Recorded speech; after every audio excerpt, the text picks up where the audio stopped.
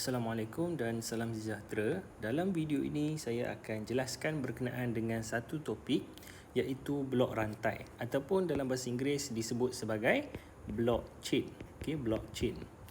Jadi blockchain ataupun blok rantai ni biasanya ia dikaitkan dengan satu benda ataupun satu aset yang semakin popular lah, iaitu mata wang kripto, ataupun aset kripto. Dalam bahasa Inggeris disebut juga sebagai cryptocurrency ataupun crypto asset. Okey, jadi dalam video ni kita nak jelaskan apa itu blok rantai. Okey, macam mana kita nak faham blok rantai. Baik, untuk kita jelaskan berkenaan dengan blok rantai, kita lihat pada perkataan dia dahululah, iaitu blok dan juga rantai. Okey, blok dan juga rantai ataupun blok dan juga chain. Okey, jadi pada saya lah istilah ini sangat bagus sebab dia menjelaskan lah. Okey, istilah dia tak begitu pening. Okey, iaitu kita ada dua benda, blok dan juga rantai. Okey, yang pertama blok. Okey, apa maksud blok dalam blok rantai ini? Baik, maksud blok ini, maksud blok rantai, blok, maksud dia adalah pengkalan data. Okey, blok dalam blok rantai maksud dia adalah pengkalan data. Okey, pangkalan data ataupun database. Okey, dalam bahasa Inggeris database lah, ataupun tempat kita simpan data tersebut. Okey, jadi itu yang dimaksudkan dengan blok. Okey, persoalan seterusnya, kalau blok rantai, blok ini dia adalah sebagai pengkalan data. Soalannya adalah data apa yang disimpan. Okey, apakah data yang disimpan dalam pada blok rantai. Okey, jadi untuk menjawab persoalan itu, apakah jenis data yang disimpan? Jawapannya adalah berbeza.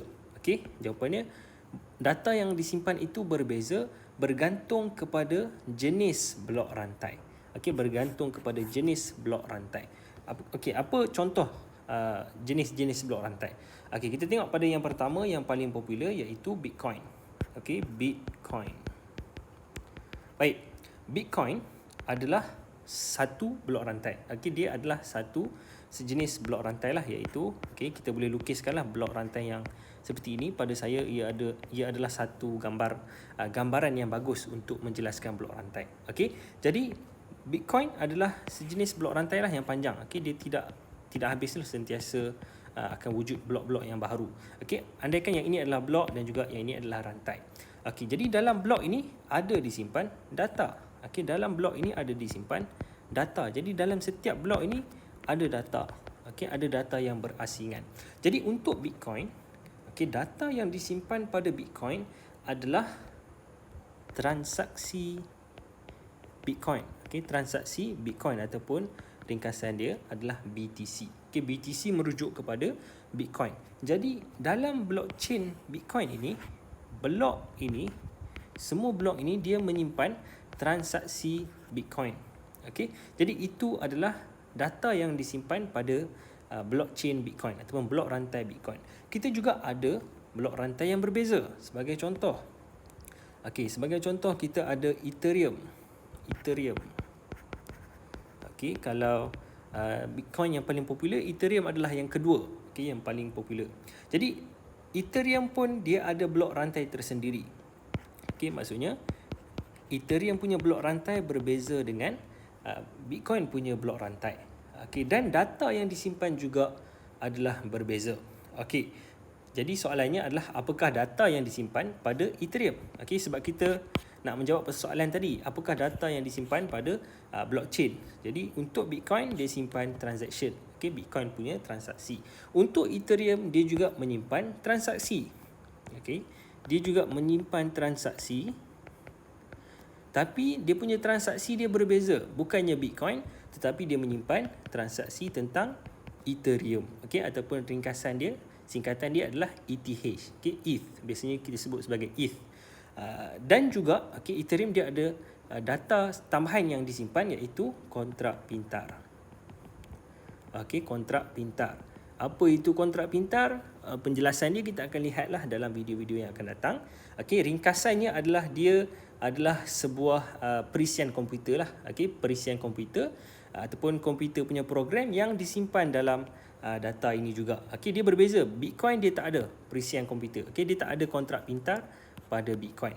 Okey, jadi ini dua contohlah jenis-jenis blok rantai yang ada, tapi sebenarnya kita ada banyak lagi blok rantai yang lain yang menyimpan data-data yang berbeza. Okey, jadi itu yang pertama, okey, iaitu blok rantai. Apa maksud blok? Okey, blok adalah tempat penyimpanan data ataupun pangkalan data. Okey, jadi anda mungkin terfikir juga apa pengkalan data ini. Okey, saya boleh bagi contoh yang paling mudah lah yang anda sudah tahu. Okey, saya yakin ramai daripada anda telah pun tahu, iaitu pen drive. Okey, pen drive. Pen drive, okey, pen drive biasanya dia ada satu badan dia, kemudian dia ada ujung dia tu kita boleh cucuk dalam komputer. Jadi pen drive dia juga adalah pengkalan data. Okey, pen drive biasanya sekarang ni kita boleh dapat 64 gig, okey, 64 GB ataupun 128 GB dan sebagainya. Pen drive ini dia juga adalah pengkalan data. Okey, dia juga adalah pengkalan data. Okey, pangkalan data. Baik. Jadi pen drive juga adalah pangkalan data kerana kita boleh simpan maklumat dalam pen drive. Kita boleh simpan gambar, kita boleh simpan fail dan macam-macam benda lah. Okay, maklumat-maklumat elektronik kita boleh simpan dalam pen drive. Begitu juga dengan sebagai contoh penyimpanan awan.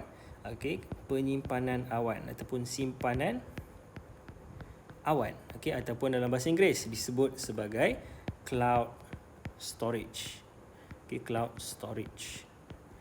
Contohnya adalah seperti yang mungkin anda guna adalah Google Drive. Okay, Google Drive.